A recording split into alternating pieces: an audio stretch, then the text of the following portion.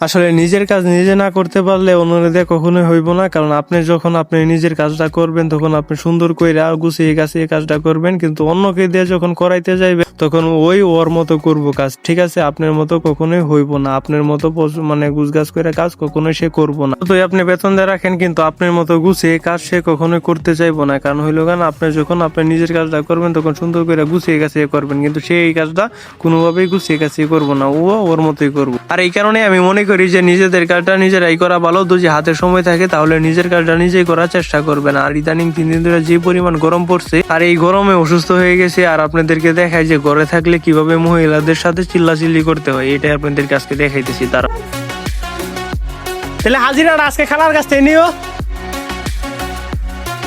3 লাখ।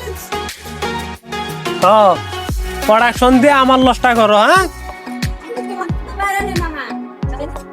সামিস পারলি সবডি রাখবা,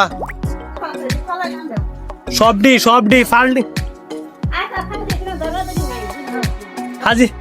হাজিরা তো আমি দিব, হাজিরা তো খালা দিত না, কই দিলাম।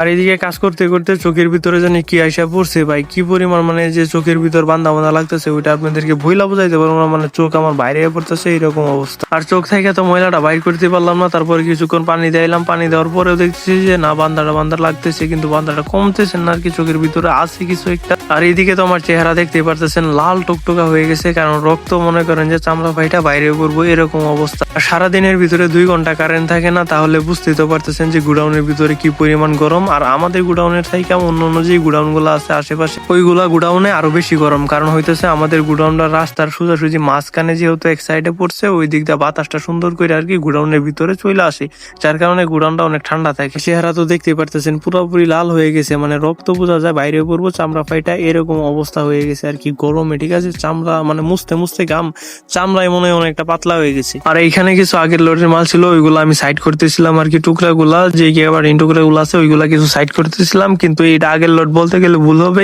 এরও আগের লোড ছিল অনেক আগে। সবাই ভালো থাকবেন, সুস্থ থাকবেন, আর আমাদের জন্য দোয়া করবেন, কারণ আমাদের ফ্যামিলিতে মোটামুটি সবাই অসুস্থ। আসসালামু আলাইকুম।